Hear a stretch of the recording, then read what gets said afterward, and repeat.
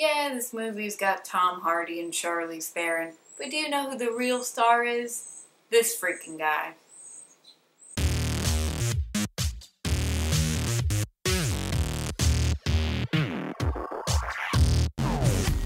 Mad Max Fury Road. So this is the fourth film of the Mad Max series. I have never seen a Mad Max movie before this one, so I was completely, thrown into it, but this one did just look a lot crazier than the past ones.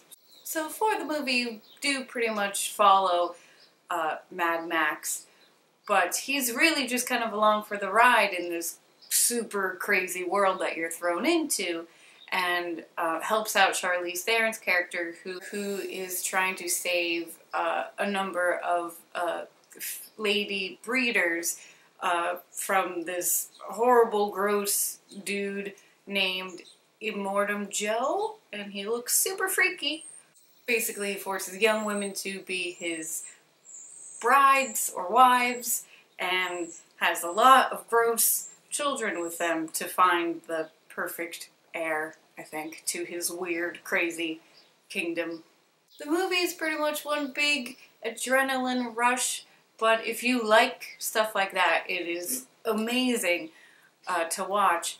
But it does take a little while, I guess, especially if you're not used to the Mad Max movies. I'm not sure how much crazier this is than the other ones.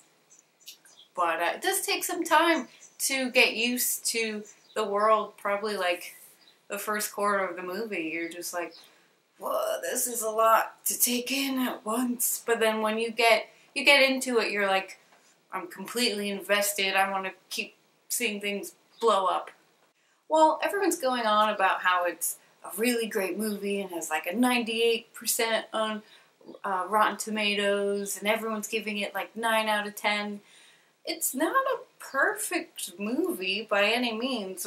It's a good movie, and it's super fun, and I mean, obviously, the visuals are amazing, like, for an action movie, but then at the same time, I don't want to, like, it's much more than just an action movie. Like, it's epic, really. Like, you just can't even begin to imagine how they made this movie, but somehow they did. What I do appreciate is that the director, George Miller, didn't want to beat us over the head with too much, like, exposition or unnecessary story.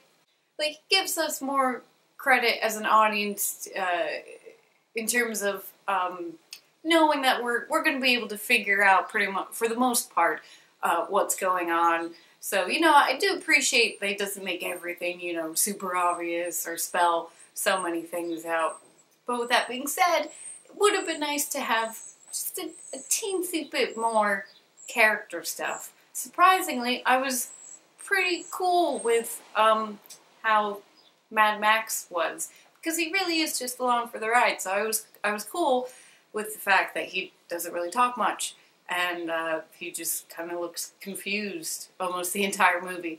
But Tom Hardy does a good job, those action scenes could not have been easy. But we do get a decent amount from Furiosa, who's Charlize Theron's character, but I still feel like there was just a tinge missing in order for her kind of whole revenge slash redemption kind of storyline to make sense, I guess. But besides those, minor issues, it's a really enjoyable, awesome, badass movie.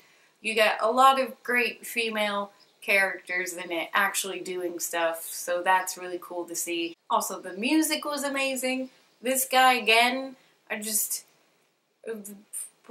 that was the best part of the movie for me. Every time he showed up, just... So I'm going to give Mad Max Fury Road a nice and a half.